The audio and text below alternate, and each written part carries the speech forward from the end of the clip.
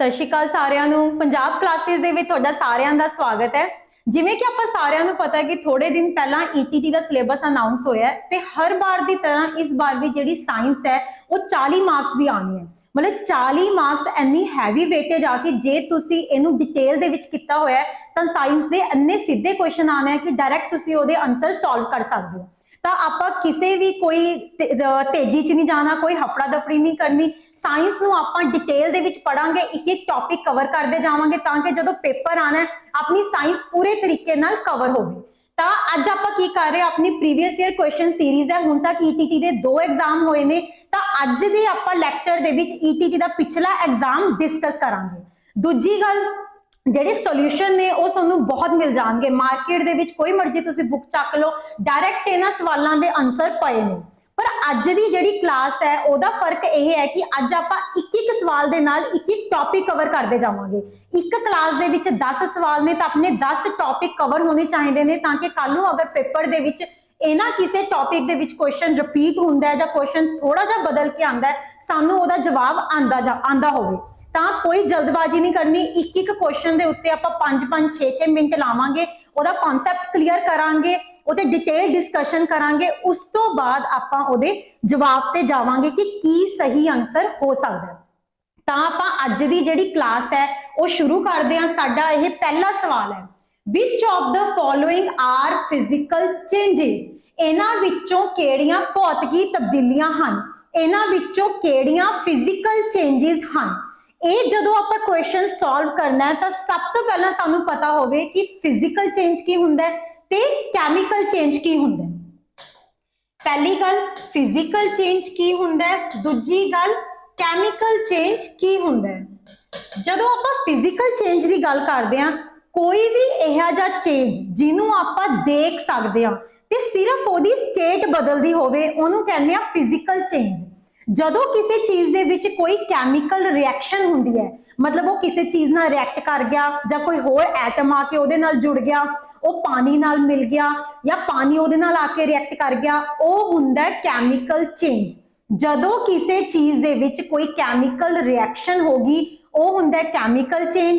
ਜਦੋਂ ਸਿਰਫ ਉਹਦੀ ਸਟੇਟ ਬਦਲਦੀ ਹੈ ਤੇ ਉਹਦੀ ਰਿਐਕਸ਼ਨ ਕੋਈ ਨਹੀਂ ਹੁੰਦਾ, ਉਹਨੂੰ ਕਹਿੰਦੇ ਆ ਆਪਾਂ ਫਿਜ਼ੀਕਲ ਚੇਂਜ। ਜਿਵੇਂ ਇੱਕ ਛੋਟੀ ਜੀ ਐਗਜ਼ਾਮਪਲ ਹੈ ਕਿ ਪਾਣੀ ਆਪਾਂ ਫ੍ਰਿਜ ਦੇ ਵਿੱਚ ਰੱਖਿਆ ਹੋਇਆ, ਉਹ ਬਰਫ਼ ਹੈ, ਉਹ ਬਰਫ਼ ਨੂੰ ਕੱਢ ਕੇ ਤੁਸੀਂ ਕਮਰੇ 'ਚ ਰੱਖਤਾ, ਉਹ ਪਾਣੀ ਬਣ ਗਿਆ। ਪਾਣੀ ਨੂੰ ਤੁਸੀਂ ਗੈਸ ਤੇ ਚੜਾਤਾ, ਉਹ ਭਾਪ ਬਣ ਗਈ। ਰਿਹਾ ਉਹ ਪਾਣੀ, ਚਾਹੇ ਉਹ ਬਰਫ਼ ਸੀ, ਚਾਹੇ ਉਹ ਪੀਣ ਵਾਲਾ ਪਾਣੀ ਸੀ, ਚਾਹੇ ਉਹ ਭਾਪ ਸੀ, ਲੇਕਿਨ ਸਿਰਫ ਉਹਦੀ ਸਟੇਟ ਬਦਲ ਗਈ। ਕਿਤੇ ਉਹ ਸੋਲਿਡ ਹੈ, ਕਿਤੇ ਉਹ ਲਿਕੁਇਡ ਹੈ, ਕਿਤੇ ਉਹ ਗੈਸ ਹੈ। ਤਾਂ ਜਦੋਂ ਵੀ ਆਪਣੀ ਕੋਈ ਸਿਰਫ ਸਟੇਟ ਬਦਲਦੀ ਹੈ, ਉਹਦੀ ਸ਼ੇਪ ਬਦਲ ਜਾਂਦੀ ਹੈ, ਉਹਦਾ ਸਟਰਕਚਰ ਬਦਲ ਜਾਂਦਾ ਹੈ, ਕਿਸੇ ਚੀਜ਼ ਨੂੰ ਤੁਸੀਂ ਤੋੜ ਮਰੋੜ ਦਿੰਦੇ ਹੋ, ਮੈਲਟ ਕਰ ਦਿੰਦੇ ਹੋ, ਉਹਦੇ ਕੈਮੀਕਲ ਕੰਪੋਜੀਸ਼ਨ ਦੇ ਵਿੱਚ ਚੇਂਜ ਨਹੀਂ ਆਉਂਦਾ। ਜਿਹੜੀਆਂ ਚੀਜ਼ਾਂ ਤੋਂ ਜੇ ਪਾਣੀ H2O ਦਾ ਬਣਿਆ ਹੋਇਆ ਹੈ ਤਾਂ ਉਹ H2O ਹੀ ਰਹੂਗਾ, ਉਹਦੇ ਤੁਸੀਂ ਕੁਝ ਮਰਜ਼ੀ ਕਰ ਲਓ, ਉਹ H2O ਹੀ ਰਹਿਣਾ ਚਾਹੀਦਾ ਹੈ। ਉਹ ਆਪਣੇ ਕੋਲੇ ਹੁੰਦੇ ਨੇ ਫਿਜ਼ੀਕਲ ਚੇਂਜ।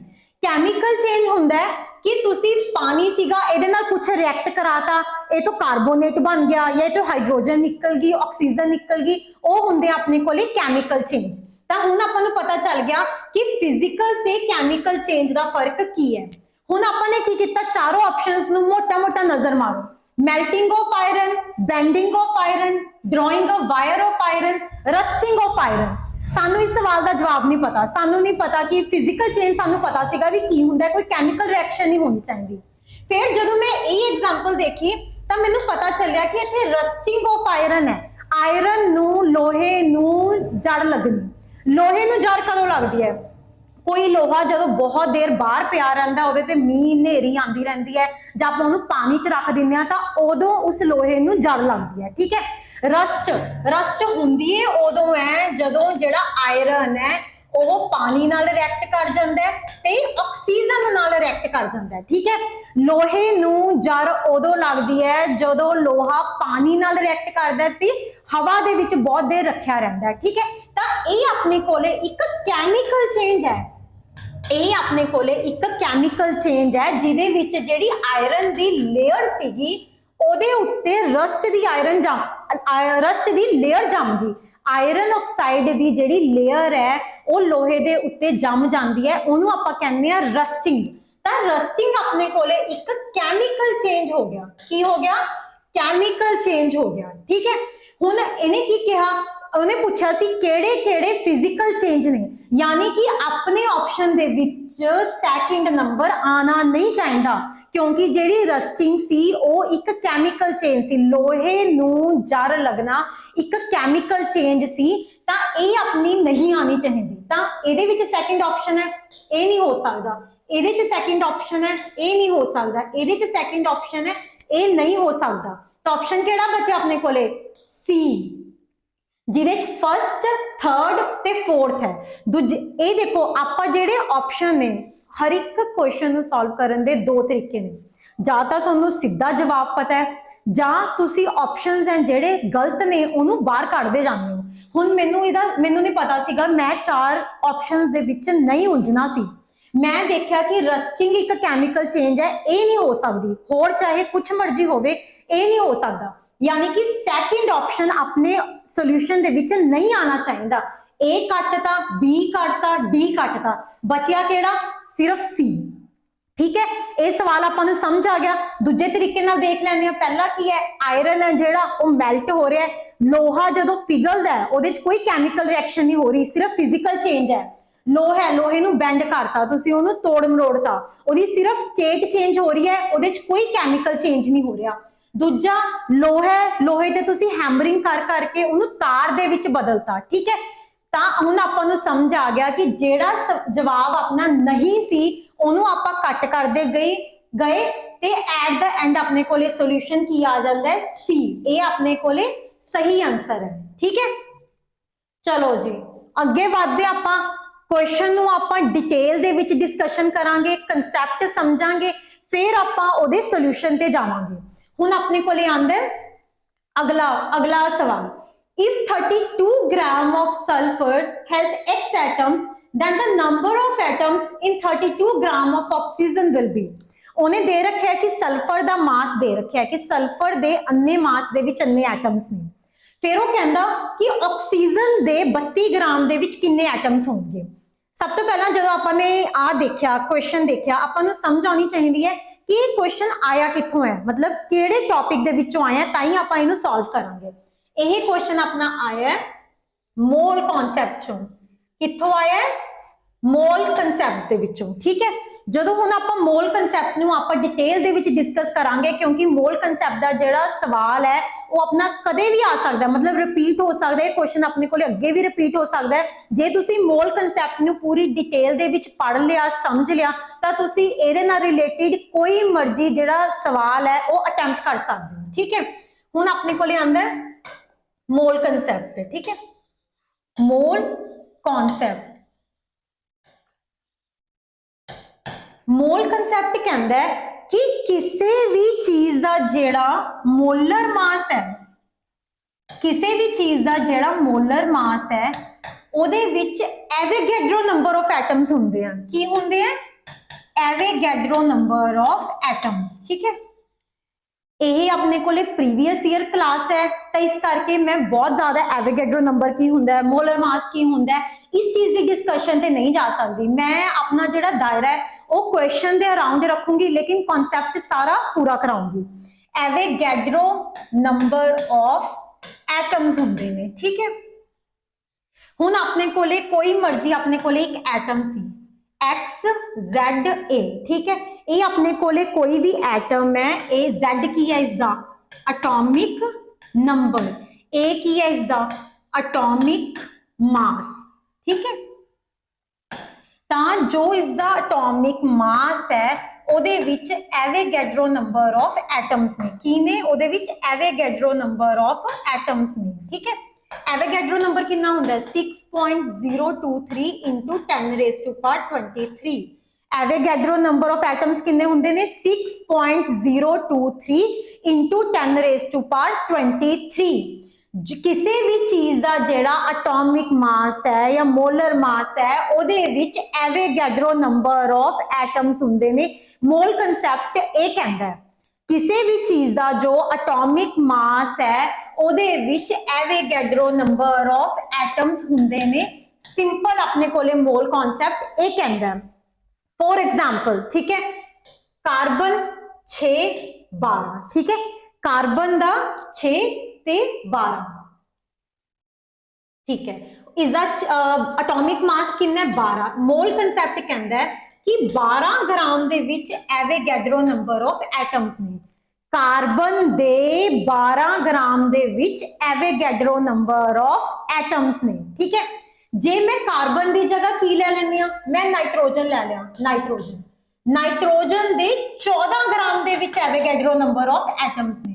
ਜੋ ਉਸਦਾ ਐਟੋਮਿਕ ਮਾਸ ਹੈ ਉਹਦੇ ਵਿੱਚ ਉਹਦੇ ਐਵੋਗੈਡਰੋ ਨੰਬਰ ਆਫ ਐਟਮਸ ਨੇ 6.023 into 10 raised to power 23। ਜਿੰਨਾ ਐਟੋਮਿਕ ਮਾਸ ਹੈ, ਜੇ 12 ग्राम ਉਹਦਾ ਐਟੋਮਿਕ ਮਾਸ ਹੈ ਤਾਂ ਉਹਦੇ ਵਿੱਚ Na ਐਵੋਗੈਡਰੋ ਨੰਬਰ ਆਫ ਐਟਮਸ ਨੇ।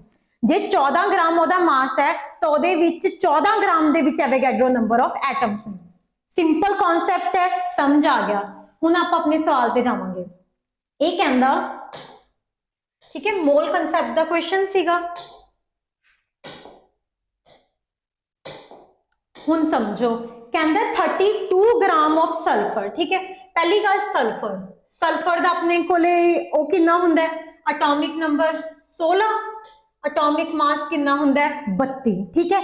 जे मैं इत्थे मोल कंसेप्ट लगावां तां मोल कंसेप्ट दे अकॉर्डिंग टू मोल कंसेप्ट एदे 32 ग्राम दे विच एवोगैड्रो नंबर ऑफ एटम्स ने। ਇਹਦੇ 32 ग्राम ਦੇ ਵਿੱਚ ਐਵੋਗੈਡਰੋ ਨੰਬਰ ਆਫ ਐਟਮਸ ਨੇ ਤੇ ਇਹਨੇ ਕਿਹਾ ਕਿ 32 ग्राम ਦੇ ਵਿੱਚ x ਐਟਮਸ ਨੇ, ਯਾਨੀ ਕਿ ਇਹ ਐਵੋਗੈਡਰੋ ਨੂੰ x ਕਹਿ ਰਿਹਾ ਹੈ। ਕੀ ਕਹਿ ਰਿਹਾ ਹੈ ਇਹ? ਐਵੋਗੈਡਰੋ ਨੂੰ x ਕਹਿ ਰਿਹਾ ਹੈ। ਹੁਣ ਆ ਜਾਂਦੇ ਆ ਆਕਸੀਜਨ ਤੇ, ਪੁੱਛ ਰਿਹਾ ਹੈ ਆਕਸੀਜਨ ਦਾ ਐਟੋਮਿਕ ਨੰਬਰ ਕਿੰਨਾ ਹੁੰਦਾ ਹੈ 8, ਐਟੋਮਿਕ ਮਾਸ ਕਿੰਨਾ ਹੁੰਦਾ ਹੈ 16। ਮੋਲ ਕਨਸੈਪਟ ਕੀ ਕਹਿੰਦਾ ਹੈ ਕਿ ਇਹਦੇ 16 ग्राम ਦੇ ਵਿੱਚ ਕਿੰਨੇ ਐਟਮਸ ਹੋਣਗੇ, Avogadro number of atoms. Mole concept कहता है कि ऑक्सीजन दे 16 ग्राम दे विच एवोगैड्रो नंबर ऑफ एटम्स होंगे। की होंगे? एवोगैड्रो नंबर ऑफ एटम्स होंगे, ठीक है। तो 32 ग्राम दे विच किन्ने होंगे, डबल 2Na, ठीक है। ये क्वेश्चन दस रहा सीगा कि Na किहदे बराबर है x दे, तो की हो गया 2x, ठीक है। दोबारा तो एक ब्रीफ रिवीजन है। मोल कंसेप्ट कहता है कि जिन्ना अपने कोले एटॉमिक मास है उन्ने एवोगैड्रो नंबर ऑफ एटम्स ने, ठीक है। जदों आपां सल्फर की गल करी तो उहदे 32 ग्राम दे विच एवोगैड्रो एटम सीगे Na ते Na नूं इहने कहा कि x एटम्स ने, इत्थे इहने दे रखिया कि x एटम्स ने, ठीक है। ऑक्सीजन दा उहने पुछया, ऑक्सीजन दे 16 ग्राम दे विच एवोगैड्रो, 32 ग्राम दे विच डबल हो गए 2Na, Na की है x दे बराबर, 32 ग्राम दे विच किन्ने एटम्स हो गए x the form they which 2x। अगर ये एवोगैड्रो दी फॉर्म दे विच पुछदा तां आपां लिखदे 2Na, तां केड़ा आंसर आ गया 2x। सिंपल मोल कंसेप्ट दा सीगा। जे तुहानूं मोल कंसेप्ट पता है, बहुत ही ईजी सवाल सी। जिन्ना एटॉमिक मास है उन्ने एवोगैड्रो नंबर ऑफ एटम्स ने। बाकी एक सिंपल कैलकुलेशन है, जो डबल हो गया तो डबल हो गए, वो x के बराबर सी तां 2x आ गया। चलो जी, हुण तक आपां दो क्वेश्चंस दी डिस्कशन कीती है। दोनों आपां नूं चंगी तरह समझ आ गए। इहदे नाल अपने दो कंसैप्ट कवर हो गए, फिजिकल चेंज, केमिकल चेंज, जो कि मैटर चैप्टर दा अपने कोले क्वेश्चन सीगा। दूजा अपने कोले मोल कॉन्सैप्ट दा सीगा। तीजा आंदा है किसी भी एलीमेंट दा उन्हें Z दे रखिया, Z is atomic number, Z is always atomic number, ठीक है। A हुंदा है atomic mass, A हुंदा है atomic mass। जदों भी किसी जगह ते Z दिता होवे उन्हों लिखण दी लोड़ नहीं हैगी, सानू समझ आना चाहिए कि Z दा मतलब हुंदा है atomic number, A दा मतलब हुंदा है atomic mass। हुण इत्थे आपां नूं उन्हें Z दे रखिया, atomic number दे रखिया। पूछ की रहे हैं एलीमेंट दी वैलेंसी की है, ठीक है। कोई एलीमेंट सी ओदा एटॉमिक नंबर है 9, उन्हें पूछ रहे हैं कि ओदी वैलेंसी की है। तो सब तो पहला ये आपां नूं समझना पऊगा ਵੈਲੈਂਸੀ ਹੁੰਦੀ ਕੀ ਹੈ? ਵੈਲੈਂਸੀ ਕੀ ਹੁੰਦੀ ਹੈ? ਕਿਸੇ ਵੀ ਐਟਮ ਨੂੰ ਸਟੇਬਲ ਕਰਨ ਲਈ ਉਹਨੂੰ ਕਿੰਨੇ ਇਲੈਕਟ੍ਰॉन्स ਕੱਢਣੇ ਪੈਣਗੇ ਜਾਂ ਲੈਣੇ ਪੈਣਗੇ, ਉਹ ਹੁੰਦੀ ਹੈ ਵੈਲੈਂਸੀ। ਠੀਕ ਹੈ, ਕਿਸੇ ਵੀ ਐਟਮ ਨੂੰ ਸਟੇਬਲ ਕਰਨ ਲਈ ਕਿੰਨੇ ਇਲੈਕਟ੍ਰॉन्स ਉਹਨੂੰ ਗੇਨ ਕਰਨੇ ਪੈਣਗੇ ਤੇ ਕਿੰਨੇ ਇਲੈਕਟ੍ਰॉन्स ਉਹਨੂੰ ਲੂਜ਼ ਕਰਨੇ ਪੈਣਗੇ, ਉਹ ਹੁੰਦੀ ਹੈ ਉਸਦੀ ਵੈਲੈਂਸੀ। ਠੀਕ ਹੈ, ਹੁਣ ਦੇਖੋ ਹਰ ਬੰਦਾ ਸਟੇਬਿਲਿਟੀ ਵੱਲ ਜਾਣ ਦੀ ਕੋਸ਼ਿਸ਼ ਕਰਦਾ ਹੈ। ਠੀਕ ਹੈ, अगर आप इलैक्ट्रॉन्स की गल नहीं भी करते, एक ह्यूमन बीइंग की गल करते, आप अपनी गल करते हैं, आप अपनी लाइफ नू स्टेबिलिटी वाल लैन की कोशिश करते हैं, तां तुसीं सारे पेपरों की तैयारी कर रहे हो, ताकि कल नू एक वधिया जॉब मिलूगी, वधिया पैसा कमाओगे, तो थोड़ी जिहड़ी लाइफ है वह स्टेबल होगी। स्टेबल लाइफ का की कॉन्सैप्ट हुंदा भी थोने किसी तो बहुता कुछ लैना नहीं हैगा, किसी नू कुछ देना नहीं हैगा, थोड़े ते कोई कर्जा नहीं चढ़िया होया, ना ही तुसीं किसी दी कोई जिम्मेवारी है कि तुसीं किसी नू पैसे देने ने। ठीक है, तो हर बंदा स्टेबिलिटी वाल जाने की कोशिश करता है, चाहे वह एटम हो, चाहे इलैक्ट्रॉन हो, चाहे वह बंदा होवे। ठीक है, चाहे वह ह्यूमन बीइंग होवे, वो स्टेबिलिटी वाल जाने की कोशिश करूगा कि किसी नाल ओहदा कोई लेना देना ना होवे, ना उन्हें पैसे देने होन, ना उन्हें किसी तो पैसे लैने होन। ठीक है, हुण आई स्टेबिलिटी। ਜਦੋਂ ਆਪਾਂ ਇਲੈਕਟ੍ਰॉन्स ਦੀ ਸਟੇਬਿਲਿਟੀ ਕਰਦੇ ਆ, ਆਪਾਂ ਸਾਰਿਆਂ ਨੂੰ ਪਤਾ ਹੈ ਕਿ ਅੰਦਰ ਆਪਣੇ ਕੋਲੇ यहाँ ਨਿਊਕਲੀਅਸ ਹੈ, ਨਿਊਕਲੀਅਸ ਦੇ ਆਲੇ ਦੁਆਲੇ ਬਹੁਤ ਸਾਰੀਆਂ ਸ਼ੈਲਸ ਹਨ। ਠੀਕ ਹੈ, ਨਿਊਕਲੀਅਸ ਦੇ ਆਲੇ ਦੁਆਲੇ ਬਹੁਤ ਸਾਰੀਆਂ ਸ਼ੈਲਸ ਹਨ। ਪਹਿਲੀ ਸ਼ੈਲ ਦੇ ਵਿੱਚ ਸਿਰਫ 2 ਇਲੈਕਟ੍ਰॉन ਆ ਸਕਦੇ ਨੇ। ਠੀਕ ਹੈ, ਇਹਦੀ ਕਪੈਸਿਟੀ ਨਹੀਂ ਹੈਗੀ ਜ਼ਿਆਦਾ। ਠੀਕ ਹੈ, ਜਦੋਂ ਤੁਸੀਂ ਸਿਰਫ 18 ਸਾਲ ਦੇ ਸੀ, 20 ਸਾਲ ਦੇ ਸੀਗੇ, ਤੁਸੀਂ ਸਿਰਫ ਮਹੀਨੇ ਦਾ 2000 ਕਮਾ ਸਕਦੇ ਸੀ, ਐਦੂ ਵੱਧ ਤੁਹਾਡੀ ਕਪੈਸਿਟੀ ਨਹੀਂ ਸੀ ਕਿ ਤੁਸੀਂ ਇਸ ਤੋਂ ਵੱਧ ਕਮਾ ਸਕੋ। ਠੀਕ ਹੈ, ਤਾਂ ਪਹਿਲੀ ਸ਼ੈਲ ਦੇ ਵਿੱਚ ਸਿਰਫ 2 ਇਲੈਕਟ੍ਰॉन्स ਆਣਗੇ, ਦੂਜੀ ਦੇ ਵਿੱਚ ਕਿੰਨੇ ਆ ਸਕਦੇ ਨੇ? 8, ਦੂਜੀ ਦੇ ਵਿੱਚ 8, ਤੀਜੀ ਦੇ ਵਿੱਚ ਫਿਰ 8, ਫਿਰ 18। ਠੀਕ ਹੈ, ਤਾਂ ਆਪਣੇ ਕੋਲੇ ਸਟੇਬਲ ਕਨਫੀਗਰੇਸ਼ਨ ਕੀ ਹੈ? ਸਟੇਬਲ ਕਨਫੀਗਰੇਸ਼ਨ है ਜਦੋਂ ਆਪਣੇ ਕੋਲੇ ਪਹਿਲੀ ਸ਼ੈਲ ਦੇ ਵਿੱਚ 2 ਇਲੈਕਟ੍ਰॉन्स ਆਏ, ਦੂਜੀ ਚ 8 ਆਏ, ਤੀਜੀ ਚ ਫਿਰ 8 ਆਏ, फिर अपने कोले 18। जो तुसी बहुत छोटे से उदों महीने का 2 कमा लेंदे सी तां स्टेबल सीगे, फिर महीने का 8 कमा लेंदे सी, फिर 8, फिर 18। ठीक है, ये अपने कोले एक स्टेबल कॉन्फिगरेशन है। ठीक है, जदों तुसी इस तो घट या वध होंगे, मतलब हर एक जिहड़ा एटम है वो इत्थे पहुंचण की कोशिश करता है, हर एटम इत्थे पहुंचण की कोशिश करता है। ठीक है, जे ਉਹਦੇ ਕੋਲ ਇੱਥੇ 7 ਰਹਿ ਜਾਂਦੇ ਨੇ, ਉਹ ਕੋਸ਼ਿਸ਼ ਕਰਦਾ ਕਿ ਮੈਂ ਜਲਦੀ ਜਲਦੀ 1000 ਹੋਰ ਕਮਾ ਲਾਂ ਤਾਂ ਕਿ 8 ਹੋ ਜਾਣ। ਜਦੋਂ ਉਹਦੇ ਕੋਲੇ 9 ਹੋ ਜਾਂਦੇ ਨੇ ਤਾਂ ਉਹ ਛੇਤੀ ਛੇਤੀ ਆਪਣੀ એનર્ਜੀ ਨੂੰ ਡਿਸਪਰਸ ਕਰ ਦਿੰਦਾ ਤਾਂ ਕਿ 8 ਰਹਿ ਜਾਣ। ਤਾਂ ਜਿਹੜਾ ਮੇਰਾ ਪਿਛਲਾ ਸਵਾਲ ਸੀ ਉਹਦੇ ਵਿੱਚ ਮੈਨੂੰ Z ਕਿੰਨਾ ਦਿੱਤਾ ਹੋਇਆ ਸੀ? 9। ਤਾਂ ਬਹੁਤ ਹੀ ਆਪਾਂ ਸਿੰਪਲ ਕਨਸੈਪਟ ਨਾਲ ਸਮਝ ਰਹੇ ਹਾਂ ਤਾਂ ਕਿ ਤੁਸੀਂ ਇੱਕ ਵਾਰ ਜਦੋਂ ਸਮਝ ਲਿਆ ਤੁਹਾਨੂੰ ਇਹਨੂੰ ਪ੍ਰੈਕਟਿਸ ਕਰਨ ਦੀ ਲੋੜ ਨਹੀਂ ਹੈਗੀ। ਇਹ ਬਹੁਤ ਹੀ ਸਿੰਪਲ ਕੁਐਸਚਨ ਨੇ, ਬੇਸਿਕ ਕੈਮਿਸਟਰੀ ਹੈ, ਜੋ ਇੱਕ ਵਾਰ ਸਮਝ ਲਈ ਤਾਂ ਨਾਲ ਦੀ ਨਾਲ ਇਹਦਾ ਕੁਐਸਚਨ ਹੈ ਜਿਹੜਾ ਉਹ ਅਟੈਂਪਟ ਹੋਊਗਾ। ਠੀਕ ਹੈ, ਐਟੋਮਿਕ ਨੰਬਰ ਸੀ 9, ਇਹਨੂੰ ਫਿਲ ਕਰਨ ਦੀ ਕੋਸ਼ਿਸ਼ ਕਰਦੇ ਹਾਂ। ਠੀਕ ਹੈ, ਇੱਕ ਪਹਿਲੀ ਸ਼ੈਲ ਦੇ ਵਿੱਚ 2 ਇਲੈਕਟ੍ਰॉन ਚਲੇ ਗਏ, 9 ਚੋਂ 2 ਕੱਢੇ, ਕਿੰਨੇ ਬਚੇ? 7, ਦੂਜੀ ਚ ਕਿੰਨੇ ਹੋ ਗਏ? 7। ਠੀਕ ਹੈ, टोटल अपने कोले 9000 सी। ठीक है, मैं 9 का 9000 किसी नू उधारा देता, मेरे कोले 9000 सी, मैं 9 का 9000 किसी नू उधारा देता। जदों मैं किसी बंदे नू उधारा दिता, उन्हें की किया? पहला मैनू 2000 मोड़ता। ठीक है, ਉਹਦੀਆਂ ਆਪਾਂ इस तरीके नाल इंस्टॉलमेंट्स बनाईयां सी। पहले महीने ਉਹਨੇ ਮੈਨੂੰ 2000 देना सी, दूजे महीने ਉਹਨੇ ਮੈਨੂੰ 8000 देना सी, तीजे महीने ਉਹਨੇ ਮੈਨੂੰ फिर 8000 देना सी। ठीक है, ਇਹਦੇ ਤੇ ਵਿਆਜ ਲਗਾ ਕੇ ਪਹਿਲਾਂ ਉਹਨੇ ਆਪਾਂ ਨੂੰ 2000 ਦੇਤਾ, ਦੂਜੇ ਚ ਉਹਨੇ ਮੈਨੂੰ 7000 ਦੇਤਾ, ਦੇਣਾ ਕਿੰਨਾ ਸੀ? 8000, यानी कि ਮੈਨੂੰ 1000 ਉਹਨੇ ਹੋਰ ਦੇਣਾ। In the very similar way ਇੱਥੇ 8 ਇਲੈਕਟ੍ਰॉन ਹੋਣੇ ਚਾਹੀਦੇ ਸੀ, ਹੈਗੇ ਨੇ 7, ਤਾਂ ਇਹਦੀ ਵੈਲੈਂਸੀ ਕੀ ਹੈ? 1 ਇਲੈਕਟ੍ਰॉन ਇਹਨੂੰ ਗੇਨ ਕਰਨਾ ਪਊਗਾ, 1 ਇਲੈਕਟ੍ਰॉन ਇਹਨੂੰ ਗੇਨ ਕਰਨਾ ਪਊਗਾ। ਸਮਝ ਆ ਗਈ? ਜੇ ਤਾਂ ਇੱਥੇ 8 ਹੁੰਦੀ ਤਾਂ ਸਟੇਬਲ ਕਨਫੀਗਰੇਸ਼ਨ ਹੁੰਦੀ। देखो Z9 है, वैलेंसी की है एलिमेंट दी, वैलेंसी मतलब कि ਉਹਨੂੰ स्टेबल होने ਲਈ किन्ने इलैक्ट्रॉन की लोड़ है, किन्ने इलैक्ट्रॉन वो लूज कर सकता है या किन्ने इलैक्ट्रॉन वो गेन कर सकता है। तो Z इक्वल टू 9 के हिसाब नाल पहले च 2 भरे, दूजे च आपां 7 भरे, तो स्टेबल कॉन्फिगरेशन सी 2 8 8 18, तो इनू एक इलैक्ट्रॉन की कमी हो रही है। जे इन्हें स्टेबल होना है तो इनू एक इलैक्ट्रॉन गेन करना पऊगा, तो यदि नोबल गैस कॉन्फिगरेशन आऊगी, तो यदि ए वाली कॉन्फिगरेशन आऊगी। तो इसका अपना जवाब है 1। ठीक है, ਇਹਦੇ ਕੋਲੇ 2 7 ਸੀ, ਇੱਕ ਇਲੈਕਟ੍ਰੋਨ ਇਸ ਨੂੰ ਗੇਨ ਕਰਨਾ ਪਊਗਾ ਤਾਂ ਕਿ ਇਸ ਦੀ ਇਹ ਨੋਬਲ ਗੈਸ ਕਨਫਿਗਰੇਸ਼ਨ ਆ ਜੇ 2 8 8 18, ਤਾਂ ਇਸਨੇ ਆਪਣੇ ਕੋਲੇ ਇੱਕ ਇਲੈਕਟ੍ਰੋਨ ਇਸ ਨੂੰ ਗੇਨ ਕਰਨਾ ਪਊਗਾ। ਸਮਝ ਆ ਗਈ ਸਾਰਿਆਂ ਨੂੰ? ਇਹ ਕਨਸੈਪਟ ਚੰਗੀ ਤਰ੍ਹਾਂ ਕਲੀਅਰ ਹੈ। ਜਦੋਂ ਵੀ ਕਿਤੇ ਵੈਲੈਂਸੀ ਪੁੱਛੀ ਹੈ, ਜਦੋਂ ਵੀ ਵੈਲੈਂਸੀ ਪੁੱਛੀ ਹੈ, ਤੁਸੀਂ ਐਟੋਮਿਕ ਨੰਬਰ ਨੂੰ ਐਦਾਂ ਭਰਨਾ ਸ਼ੁਰੂ ਕਰ ਦਿਓ 2 8 8 18, जिन्ने भरे गए ठीक है, जिन्ने बच गए ओदी वैलेंसी है। जिवें इत्थे 2 8 होना चाहिए सी, 2 7 रह गए, एक दी इहनूं लोड़ पै गई। ठीक है, 7 तो 8 जाने लई एक इलैक्ट्रॉन इहनूं लेना पऊगा। समझ आ गई? सिंपल कॉन्सैप्ट सी। चलो जी, हुण आपां आने अपने नैक्सट सवाल ते। हुण तक आपां 3 सवाल डिस्कस कीते ने। किसी नूं भी कोई डाउट है तो आपां सारे पूछ सकते हैं कि ये तुसीं किवें करता जां इहनूं आपां किवें अटैम्प्ट करना है। आराम आराम नाल एक एक टॉपिक डिस्कस करना है, इहनूं चंगी तरह समझना है।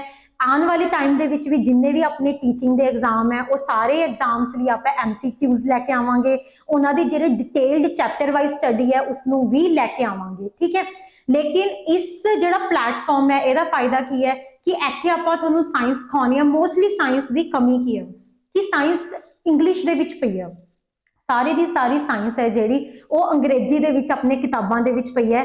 आपां नूं पता ही नहीं कि साडी डेली लाइफ दे विच साइंस लग कित्थे रही है। ठीक है, आले दुआले तुसीं पेंट देखदे हो, पेपर देखदे हो, पेन देखदे हो, कपड़े पाए हुए ने, पर्दे, सब कुछ देखदे हो, हर एक जगह ते केमिस्ट्री है।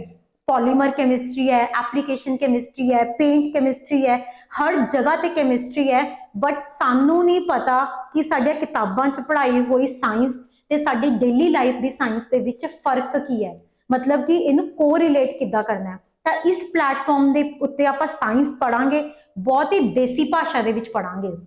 सिर्फ जो टर्मिनोलॉजीज ने वो आपां इंग्लिश दे विच यूज करनियां ने, बाकी सारा कुछ आपां सिंपल सरल भाषा दे विच, अपनी भाषा दे विच, अपनी पंजाबी भाषा दे विच पढ़ना है ते उहनूं सौखे तरीके नाल समझदे जाना है। अपनी डेली लाइफ दे विचों आपां एग्जाम्पल चक्कांगे, ਉਹਦੇ ਨਾਲ कोरिलेट करांगे ते क्वेश्चन सॉल्व करते जावांगे। ठीक है, हुण आओ नैक्सट अपने कोले सवाल है मैच द फॉलोइंग है। ठीक है, मैच द फॉलोइंग जो कोई भी सवाल आता है, मतलब ये सवाल जो अटैम्प्ट करने ने थोड़े सौखे होंगे ने। फॉर एग्जाम्पल सानू कोई भी जवाब नहीं पता, सानू जे कोई भी एक या दो पता है, 4 सॉल्यूशंस दे विचों, 4 मैच द कॉलम दे विचों जे सानू एक या दो भी पता है, अपना जिहड़ा क्वेश्चन है वो बहुत छेती तरीके नाल हो जाऊगा। ठीक है, हुण आपां एक एक नूं करांगे सॉल्व, हर एक तरीके नाल ये जिहड़ा अपने कोले पूरा क्वेश्चन है आपां पूरा इहदा पोस्टमार्टम करना है। ठीक है, पहली गल इन्हां 4 कंसैप्ट समझने ने। दूजी गल इहनूं जे तुहानूं कुछ भी नहीं पता तां भी आपां इह क्वेश्चन नूं सॉल्व करन दा तरीका देखना है कि इह सॉल्व किवें हुंदा है। जदों ही ये सवाल ते मेरी नज़र पई, सब तो पहला मैं पढ़िया एलोट्रोपिक फॉर्म ऑफ कार्बन। ठीक है, ਇੱਥੇ ਆਪਾਂ ਕੰਫਿਊਜ਼ ਹੋ ਗਏ, ਆਪਾਂ ਨੂੰ ਨਹੀਂ ਪਤਾ, ਆਪਾਂ ਕਦੇ ਐਲੋਟ੍ਰੋਪ ਸੁਣਿਆ ਹੀ ਨਹੀਂ ਹੈਗਾ ਜ਼ਿੰਦਗੀ ਦੇ ਵਿੱਚ, ਸਾਨੂੰ ਨਹੀਂ ਪਤਾ ਕਿ ਐਲੋਟ੍ਰੋਪ ਕੀ ਹੁੰਦਾ ਹੈ ਕੀ ਨਹੀਂ, ਕਿਹੜੀਆਂ ਫਾਰਮਸ ਨੇ, ਸਾਨੂੰ ਕੋਈ ਆਈਡੀਆ ਨਹੀਂ ਹੈਗਾ। ਠੀਕ ਹੈ, ਤਾਂ ਪਹਿਲਾ ਹੀ ਜਿਹੜਾ ਸੋਲੂਸ਼ਨ ਆਪਸ਼ਨ ਹੈ ਉਹ ਦੇਖ ਕੇ ਕੰਫਿਊਜ਼ ਨਹੀਂ ਹੋਣਾ ਕਿ ਇਹ ਤਾਂ ਸਾਨੂੰ ਸਵਾਲ ਆਂਦਾ ਨਹੀਂ ਹੈਗਾ, ਚਲੋ ਬਈ ਆਪਾਂ ਨੈਕਸਟ ਕੁਐਸਚਨ ਤੇ ਮੂਵ ਕਰਦੇ ਹਾਂ। ਹੁਣ ਆਪਾਂ ਸੈਕਿੰਡ ਤੇ ਜਾਵਾਂਗੇ, ਸਾਨੂੰ ਨਹੀਂ ਪਤਾ ਕਿ ਐਲੋਟ੍ਰੋਪ ਕੀ ਹੁੰਦਾ ਹੈ ਕੀ ਨਹੀਂ। ਠੀਕ ਹੈ, ਸਾਨੇ ਕਦੇ ਆਪਣੀ ਲਾਈਫ ਦੇ ਵਿੱਚ ਇਹ ਟੌਪਿਕ ਹੀ ਨਹੀਂ ਟੱਚ ਕੀਤਾ। दूजा find use as electric wire. ठीक है, बिजली दियां तारां दे विच यूज हुंदा है, बिजली दियां तारां दे विच कोई चीज है जिहड़ी वो वरतों दे विच आंदी है। आ चारां दे विचों कोई चीज है आपां दसनी है जिहड़ी बिजली दियां तारां दे विच वरतों च आंदी है। ठीक है, फुलरीन असीं सुनिया ही नहीं, फुलरीन सानूं पता नहीं की है की नहीं। ठीक है, तां इह तां बिजली दियां तारां च यूज हो नहीं सकदा। प्लैटिनम इन्ना ज़्यादा महंगा है कि प्लैटिनम दी जो रिंग्स है वो भी बहुत ज़्यादा एक्सपेंसिव है। जे तुसी बिजली दियां तारां च प्लैटिनम पान लगे तो वो कॉस्ट ऑफ प्रोडक्शन है वो बहुत ज़्यादा महंगी हो जूगी। तो जो प्लैटिनम इन्ना महंगा मैटल है, इनू तुसी बिजली दे तारां च यूज कर सकते हो नहीं, ठीक है, प्लैटिनम नहीं हो सकता यूज। नाइट्रोजन गैस, यार कोई गैस है, कोई गैस किवें तारां च यूज हो जूगी? इलैक्ट्रिक वायर दे विच कोई गैस यूज हो सकती है? नहीं। बचिया की ऑप्शन कॉपर। तांबे ਦੀਆਂ ਤਾਰਾਂ ਕਦੇ ਦੇਖੀਆਂ ਨੇ? ਏਸੀ, ਰੈਫਰੀਜਰੇਟਰਸ ਜਿੰਨੇ ਆਪਣੇ ਹੈਵੀ ਡਿਵਾਈਸਿਸ ਨੇ ਉਹਨਾਂ ਵਿੱਚ ਕਾਪਰ ਦੀਆਂ ਤਾਰਾਂ ਯੂਜ਼ ਹੁੰਦੀਆਂ, ਤਾਂਬੇ ਦੀਆਂ ਤਾਰਾਂ ਯੂਜ਼ ਹੁੰਦੀਆਂ ਨੇ। ਠੀਕ ਹੈ, ਤਾਂ ਮੈਨੂੰ ਸਮਝ ਆ ਗਿਆ ਕਿ ਜਿਹੜਾ ਸੈਕਿੰਡ ਸੀ find use as electric wire, मतलब हाले तक मैनू जवाब नहीं पता, लेकिन मैनू हाँ एप्रोक्स आइडिया हो गया कि ये थर्ड ऑप्शन हो सकता है। ठीक है, कॉपर वायर है जेडी वो यूज हो सकती है, तांबे दी तारा हो सकती है, इस तो बिना ना तो प्लैटिनम की तारा हो सकती है क्योंकि महंगा बहुत है, ना कोई गैस हो सकती है, फ्लोरीन असीं सुने नहीं। ठीक है, सैकेंड दा third option, second they third के हिसाब नाल ए हो सकता है, बी हो सकता है, डी हो सकता है, सी अपने को कैंसल हो गया। ठीक है, सी ऑलरेडी कैंसल हो गया। हुण अपने को अगला आ जाओ, synthesis of ammonia as catalyst. ठीक है, इनू भी हाले छड़ दो। Highest percentage of atmospheric gases, हवा दे विच जिन्नियां गैसां ने, नाइट्रोजन है, ऑक्सीजन है, हीलियम है, आर्गन है, सब तो हाईएस्ट परसेंटेज किहदी है? ठीक है, ਜਿਹੜਾ जवाब है वो बाद च देखांगे। सब तो पहला ये गल कर रहे हैं एटमॉस्फेरिक गैसेस दी। ठीक है, फ्लोरीन गैस नहीं हैगी, कॉपर गैस नहीं हैगी, प्लैटिनम गैस नहीं हैगी, गैस की है सिर्फ नाइट्रोजन गैस है। समझ आई? जदों आपां ने इस सवाल ते नजर मारी, चौथा सीगा highest percentage of atmospheric gas, उन्हें आपां नूं साफ कहता कि एटमॉस्फेरिक गैस है जिहड़ी ओहदी सब तो ज्यादा परसेंटेज। आ चारों ऑप्शनों के विच गैस सिर्फ इको ही सी, नाइट्रोजन गैस। तो मैनूं समझ आ गया कि फोर्थ है जिहड़ा, फोर्थ दा वन तो बिना कोई हो ही नहीं सकता। फोर्थ जिहड़ा ऑप्शन सी एदा वन तो बिना कोई भी पॉसिबल नहीं है। फोर्थ दा वन ए हो सकता है, ए हो सकता है। ठीक है, ए ते बी, या तो ए हो सकता है या फिर बी ऑप्शन हो सकता है। ठीक है, हुण अपने को आ जाता है used in synthesis of ammonia as a catalyst. ठीक है, अमोनिया दी सिंथेसिस, अमोनिया दी सिंथेसिस, अमोनिया किवें बनता है? बहुत ही सिंपल हैबर प्रोसेस नाल बनता है, nitrogen plus 3H2 it gives 2NH3। इत्थे की यूज होंदा है? निकल, प्लैटिनम और प्लैडियम। ठीक है, हैबर जिहड़ी प्रोसेस है अमोनिया दी सिंथेसिस लई यूज हुंदी है। हैबर प्रोसेस ये अपने को एक होर सवाल ये तैयार हो रहा है, अमोनिया दी सिंथेसिस लई यूज हुंदी है हैबर प्रोसेस। इहदे च की हुंदा है? सिंपल नाइट्रोजन है, 3 हाइड्रोजन ने, इहनूं जदों रिएक्ट कराने तां 2NH3 बन जाता है। N2 plus 3H2 it gives 2NH3। ते इत्थे की है? निकल, प्लैटिनम और प्लैडियम। बहुत महंगे मैटल यूज होंगे ने, हैवी मैटल यूज होंगे ने, यानी कि जो मेरे को थर्ड ऑप्शन सीगा ओहदे च की आना है? प्लैटिनम। थर्ड दे विच की आना है? प्लैटिनम। ठीक है, तो ऑप्शन मेरे को बी है जिहड़ा वो करैक्ट है। ठीक है, हुण अपने को समझ आ गई। मैं हुण दसदी हां कि एलोट्रॉप भी की हुंदा है, ये भी बहुत सिंपल है। पर हुण जिहड़ा अपने को ये सवाल सी इहदे नाल आपां ने चार अपने जिहड़े टॉपिक सीगे वो कवर कर ले। पहला अपने को अमोनिया दी सिंथेसिस वाला सानू आइडिया हो गया, दूजा सानू पता चल गया कि इलैक्ट्रिक वायर्स, बिजली दी तारां दे विच किहड़ा मैटल यूज हुंदा है? कॉपर मैटल यूज हुंदा है। तीजा आपां नूं पता चल गया कि जदों एटमॉस्फेरिक गैसेस की गल की तो ਉਹਦੇ ਵਿੱਚ हाईएस्ट परसेंटेज किहदी है?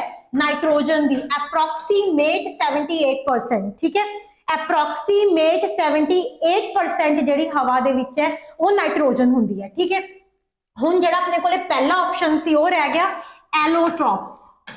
एलोट्रॉप्स हुण आपां इस टॉपिक नूं पढ़ांगे, थोड़ी जी ब्रीफ डिस्कशन करांगे। एलोट्रॉप्स की हुंदा है?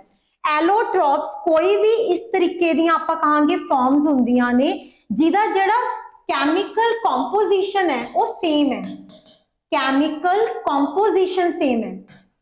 ठीक है, बट ओहदा फिजिकल नेचर अलग है।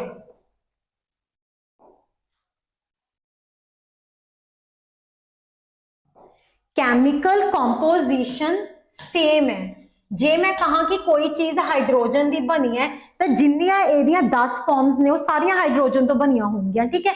कोई चीज कार्बन की बनी है तो सारियां दी सारियां चीजां कार्बन दियां बनिया होंगियां, बट एदी जेड़ा फिजिकल फॉर्म है वो डिफरेंट है, फिजिकल फॉर्म डिफरेंट है, ठीक है। ਜਦੋਂ मैं एलोट्रॉप्स की गल करनी है वो सिर्फ कार्बन की गल नहीं हैगी, एलोट्रॉप्स कोई इस तरीके दी चीज़ां ने जिन्हां दी केमिकल कंपोजिशन सेम है, किसी एक ही एटम तो वो बने ने लेकिन उन्हां दी फिजिकल फॉर्म्स डिफरेंट ने, मतलब कि उन्हां दी दिख है जिहड़ी वो अलग अलग है, मतलब कोई किस तरीके नाल दिखदा है, कोई किस तरीके नाल दिखदा है, ठीक है। केमिकल कंपोजिशन सेम है लेकिन फिजिकल फॉर्म्स डिफरेंट है, ठीक है। ਜਿਹੜਾ ਸਭ ਤੋਂ ਇੰਪੋਰਟੈਂਟ ਆਪਣੇ ਕੋਲੇ ਐਲੋਟ੍ਰੋਪਸ ਆਉਂਦੇ ਨੇ ਉਹ ਆਪਣੇ ਕੋਲੇ ਕਾਰਬਨ ਦੇ ਆਉਂਦੇ ਆ, ਕਿਸ ਦੇ ਆਉਂਦੇ ਆ, ਕਾਰਬਨ ਦੇ। ਸਭ ਤੋਂ ਜਿਹੜੇ ਇੰਪੋਰਟੈਂਟ ਹੈ ਉਹ ਆਪਣੇ ਕੋਲੇ ਆਉਂਦੇ ਆ ਐਲੋਟ੍ਰੋਪਸ ਆਫ ਕਾਰਬਨ। ਕਾਰਬਨ ਦੇ 3 ਐਲੋਟ੍ਰੋਪਸ ਨੇ, ਕਾਰਬਨ ਦੇ 3 ਐਲੋਟ੍ਰੋਪਸ ਨੇ, ग्रेफाइट।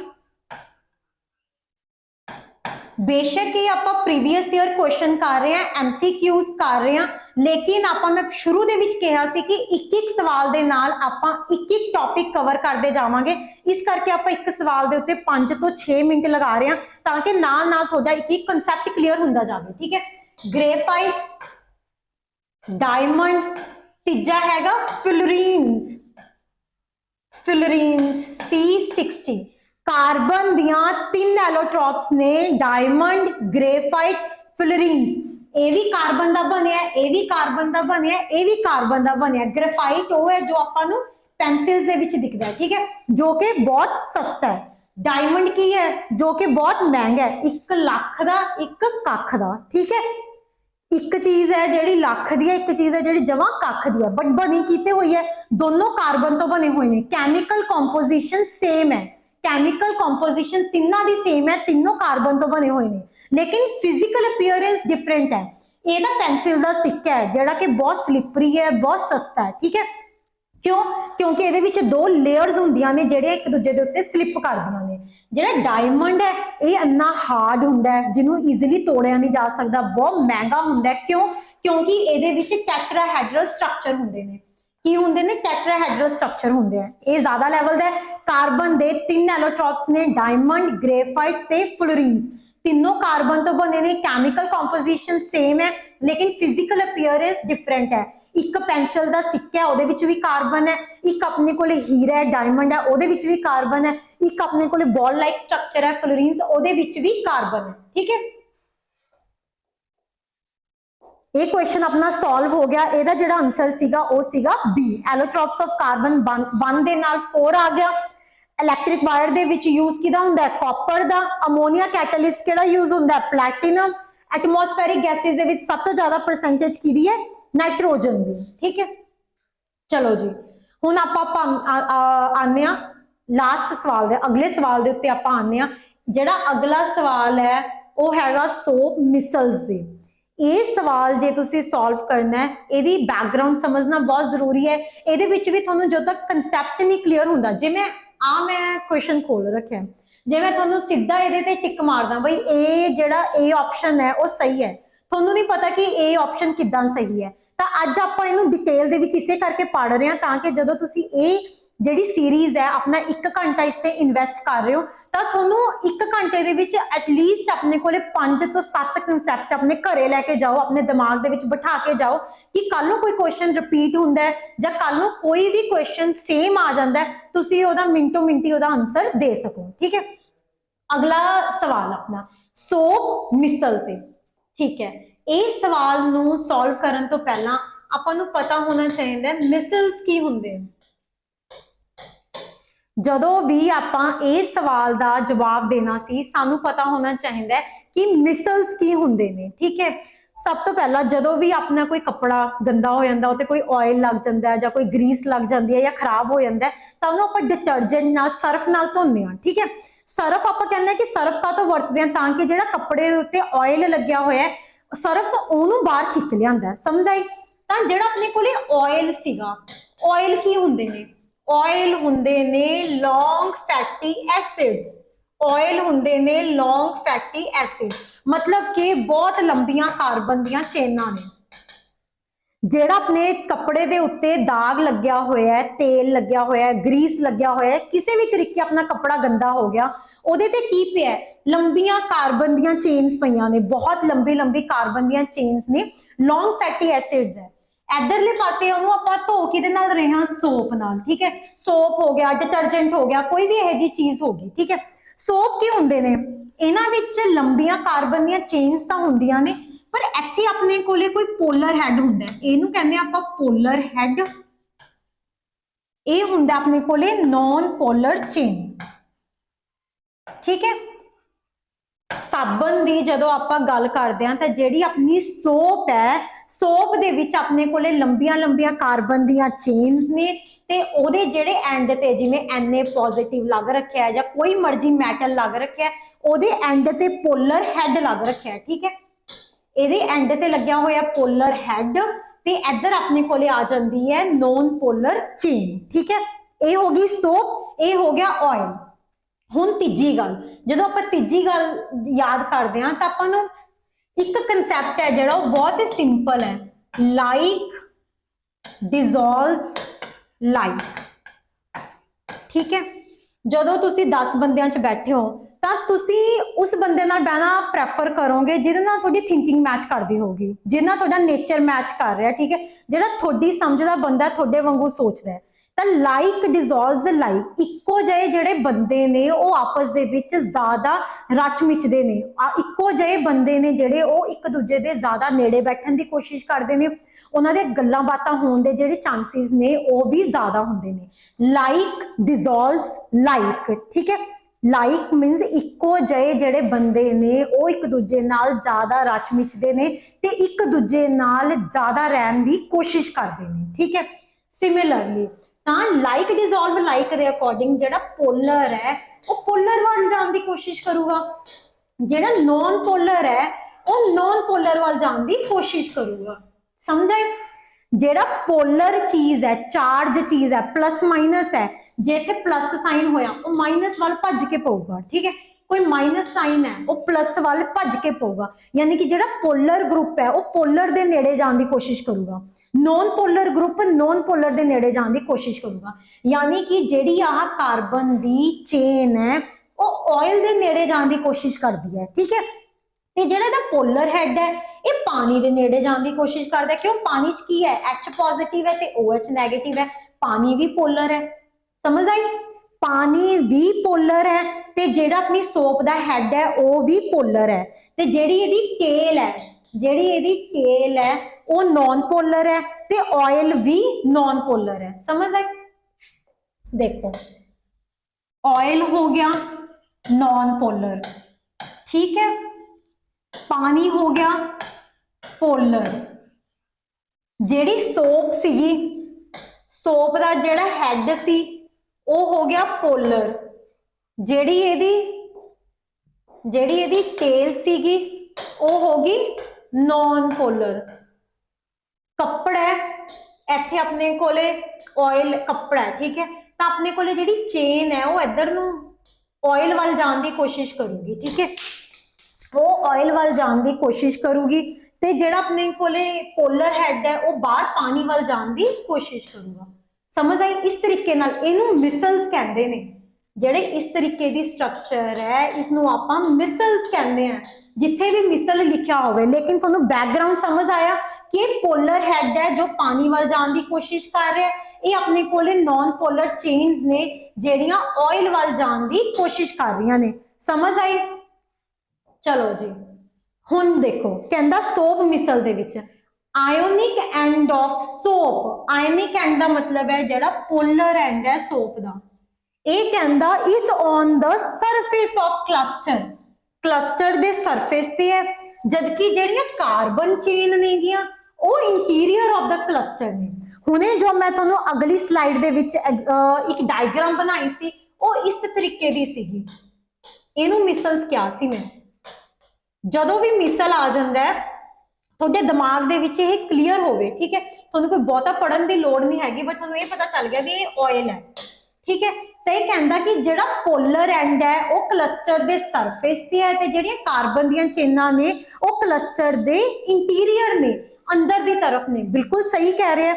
जिस हिसाब नाल मैं मिसल पढ़िया उस हिसाब नाल मेरा ये पहला ਜਿਹੜਾ ऑप्शन है वही करैक्ट हो जाता है कि ਜਿਹੜੇ पोलर एंड्स ने वो सरफेस ते ने ਤੇ ਜਿਹੜੀਆਂ ਕਾਰਬਨ ਦੀਆਂ ਚੇਨਾਂ ਨੇ ਨॉन पोलर ग्रुप्स ने वो इंटीरियर ऑफ क्लस्टर है, अंदर की तरफ ने। ਤਾਂ ਦੇਖੋ ਇਹ ਕਹਿ ਰਿਹਾ ਕਿ ਦੋਨੋਂ ਇੰਟੀਰੀਅਰ ਨੇ, ਕਦੇ ਨਹੀਂ ਹੋ ਸਕਦਾ। ਦੋਨੋਂ ਐਕਸਟੀਰੀਅਰ ਨੇ, ਕਦੇ ਨਹੀਂ ਹੋ ਸਕਦਾ। ਬੀ ਆਪਸ਼ਨ ਗਲਤ ਹੈ, ਜਿਹਦੇ ਚ ਕਹਿੰਦਾ ਕਿ ਆਇਨਿਕ ਐਂਡ ਹੈ ਜਿਹੜਾ ਅੰਦਰ ਹੈ, ਦੂਜਾ ਬਾਹਰ ਹੈ। ਤਾਂ ਇਸ ਜਿਹੜਾ ਸਵਾਲ ਹੈ ਇਹਦਾ ਆਪਣੇ ਕੋਲੇ ਸਹੀ ਆਨਸਰ ਹੈ ਏ ਆਪਸ਼ਨ, ਜਿਹਦੇ ਚ ਆਇਨਿਕ ਐਂਡ ਸਰਫੇਸ ਤੇ ਹੈ, ਕਾਰਬਨ ਚੇਨਸ ਇੰਟੀਰੀਅਰ ਤੇ ਨੇ। ਠੀਕ ਹੈ। ਮਿਸਲਸ ਬਾਰੇ ਆਪਾਂ ਪੂਰੀ ਡਿਟੇਲ ਦੇ ਵਿੱਚ ਪੜਿਆ। ਆਪਾਂ ਨੂੰ ਇਹਦੇ ਨਾਲ ਨਾਲ ਸੋਪ ਕਿਸ ਚੀਜ਼ ਦੀ ਬਣੀ ਹੋਈ ਹੈ ਇਹ ਵੀ ਪਤਾ ਚੱਲ ਗਿਆ, ਮਿਸਲ ਕਿਸ ਚੀਜ਼ ਨੂੰ ਕਹਿੰਦੇ ਨੇ। ਤਾਂ ਅਗਰ ਆਪਣੇ ਕੋਲੇ ਕੋਈ ਵੀ ਸਵਾਲ ਕੱਲ ਨੂੰ ਬਦਲ ਕੇ ਵੀ ਆ ਜਾਂਦਾ ਤਾਂ ਵੀ ਆਪਾਂ ਇਹ ਕੁਐਸਚਨ ਅਟੈਂਪਟ ਕਰ ਪਾਵਾਂਗੇ। ਠੀਕ ਹੈ। ਚਲੋ ਹੁਣ ਆਪਾਂ ਆਪਣੇ ਵੱਧਦੇ ਹਾਂ ਅਲੱਗ ਨੈਕਸਟ ਕੁਐਸਚਨ ਦੇ ਉੱਤੇ। ਹੁਣ ਇਹ ਕਹਿੰਦਾ ਇਥੇਨॉल reacts with sodium and forms two products, they are। पहली गल पूछ रहा है इथेनॉल, इथेनॉल जिथे एथ लिखा होया है मैनू पता चल गया कि दो कार्बन की चेन है। मैथ एक कार्बन की चेन, एथ देखो ये सीरीज होंदी है, मैथ एथ प्रॉप ब्यूट पेंट। ठीक है। अगे भी हैग्स हैफ्ट नोना। ठीक है। मैथ का मतलब है एक कार्बन, एथ मतलब दो कार्बन, प्रॉप मतलब तीन कार्बन, ब्यूट मतलब चार कार्बन। ठीक है। जदों इसने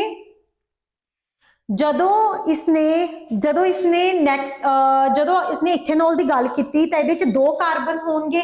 जदों OL की गल करते हैं तो ਉਹਦੇ ਵਿੱਚ OH ग्रुप होगा। ये अपनी अज की क्लास का लास्ट सवाल है, इनू भी आप डिटेल दे विच पढ़ना है, समझना है। एक ऑर्गैनिक केमिस्ट्री दे विचों सवाल आया है तो बहुत ही सौखा सवाल है, जिहदे विच आपने डायरैक्ट आपको आंसर पता चल जाएगा। इथेनॉल की गल करदा है CH3CH2OH। ठीक है। इथेनॉल अल्कोहल ग्रुप लग्या होया है, दो कार्बन लगे हुए हैं। इहदी रिएक्शन इहने किहदे नाल कराती, सोडियम दे नाल इसकी रिएक्शन कराती।